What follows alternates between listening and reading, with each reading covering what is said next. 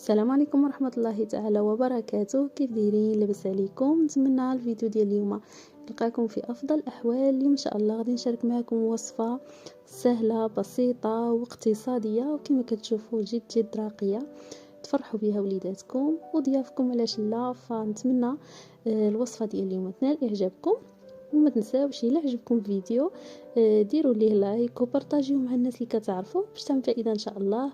وبالنسبه للناس اللي كيزوروا قناتي لاول مره، نتمنى تشتركوا في القناه وتفعلوا الجرس باش يوصلكم كل جديد، ونخليكم مع المقادير وطريقه التحضير.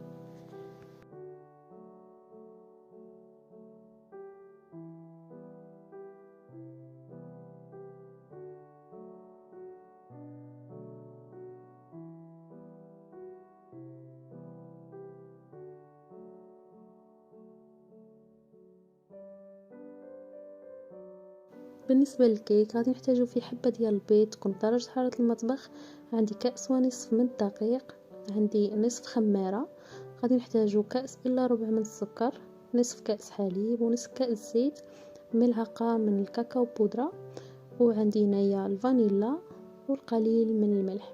بالنسبه للطريقه غادي ناخذ بول وغادي نبداو نخدموا فيه ان شاء الله. غادي نحط البيض هو الاول، غادي نضيف عليه السكر، وغادي نضيف عليهم الملح والفانيلا. صافي البنات، غادي نطرب هاد المكونات مزيان حتى كيتغير اللون ديال البيض، كيولي اللون فاتح، ما كيبقاش هكا. صافي البنات، هنا غادي نضيف الزيت والحليب، غادي نخلطهم مع بعض، وغادي نبداو نضيفو النواشف. غادي نحتاجو نصفات فاش غادي نغربلوهم. هنا غادي نضيف الكاكاو والدقيق،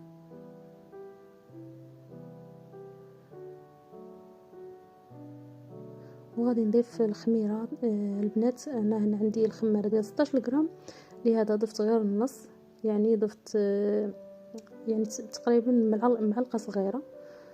وصافي غادي نخلط هاد المكونات مع بعض حتى كيندمجوا، كيولي عندي الخليط يعني متجانس.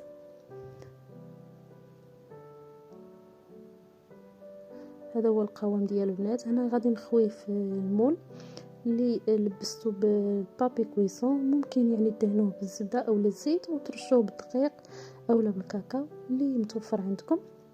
صافي هنا غادي نوزعه في المول، وغادي ندخلها الفران على 160 درجه. خدات لي تقريبا 40 دقيقه. كما شفتوا كتخرج طايبه، باش تجربوها دائما هكا بكيردون ولا شي حاجه بعد ما كيخرج ناشف، يعني راه طابت. صافي بنات، انا هنا خليتها بردات وغادي نحيدها من المول. ممكن تخليوها في المول وتكملوا ليها الخدمه فيه، فانا بغيت نخدمها في طبق التقديم، يعني باش ما نبقاش هكا نحركها بزاف، نحولها من هنا ومن هنا. كما شفتوا هنايا حطيتها في طبق ديال التقديم، وجبت هاد السيركل هذا وزيرت عليها.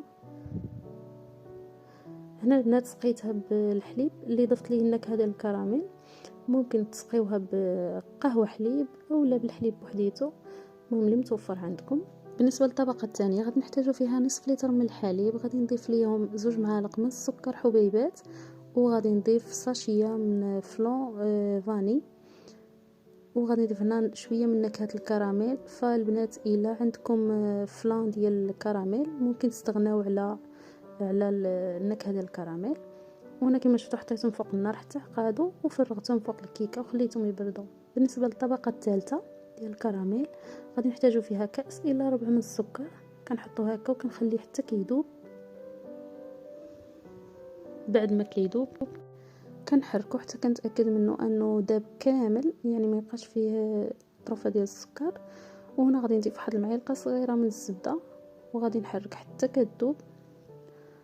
وغادي نحتاجو كاس ديال الماء، غادي نبدا نضيف النص ديالو شويه بشويه، غير النص. كما شفتوا البنات غادي نبدا نضيفو شويه بشويه وانا كنحرك بهذا الشكل هذا. اما النصف الثاني البنات غادي نزيد فيه واحد المعلقه صغيره ديال المايزينا، وغادي نضيفو حتى الاخير. غادي نضيفو هكا كما كتشوفوا في مره واحده.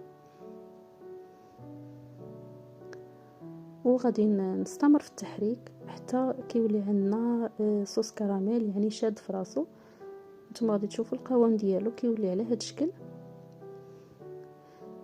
وكنخويوه حتى هو فوق الطبقه ديال الفلون بعد ما كيشد شويه راسو، وكنوزعو مزيان. وصافي البنات غادي ندخلها للثلاجه، غادي نخليها تقريبا 3 ديال الساعات حتى كتماسك مزيان وكتبرد مزيان. بالنسبه للتزيين البنات انا غادي نعطيكم فكره، وانتم كيبقى لكم الاختيار في التزيين بطبيعه الحال، التزيين على حسب الذوق والمتوفر. هنا كما شفتوا خديت كميه ديال السكر، ماشي مهم العبار، كندوبها على هذا الشكل هذا، كنتاكد ما بقاوش فيها حبيبات السكر. صافي وكنحيدها من فوق النار، كنخليها واحد 2 دقائق يعني حتى كنحس بها بدات كتقال. وهنا كما كتشوفوا عندي بابي كويسون، وغادي نبدا نهز المعلقه وكنحط هكا معيلقه معيلقه بهذا الشكل هذا. كنحط معلقه هكايا. في هذه المرحله ضروري تزربوا لان السكر كما كتعرفوا دغيا كيجمد. فانا كنحاول نزرب، ويعني انا ديجا كنت موجده كلشي، فحتى نتوما الا بغيتو تعملوا هذه الطريقه وجدوا كلشي باش تجيكم يعني سهله. صافي انا خديت معلقه وبديت كنشكلهم هكا، عفوا كنشكلهم على شكل ورقات بهذا الشكل هذا. فهذه فكره بسيطه باش تزينوا يعني لي فلون ولا اي حاجه عندكم.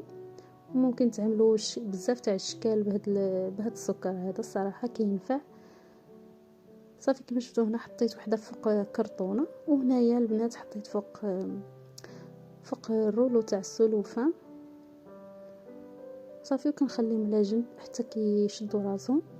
وهنا غادي نديمو لي الكيكه، وصافي وكنبدا نزينها بهذوك الورقات ديال الكراميل كما كتشوفوا. كنبدا نخالفهم هكا، يعني وحده كتشوف اليمين وحده كتشوف اليسار، وكنبقى غاديه هكاك كنحطهم كاملين في الجنب بهذا الشكل هذا.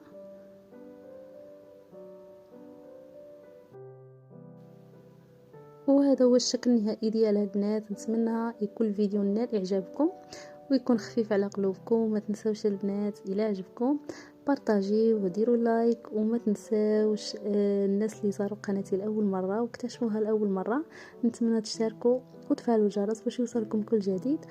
وما غاديش نزيد نطول عليكم، نتلاقاو في وصفات جديده ان شاء الله. السلام عليكم.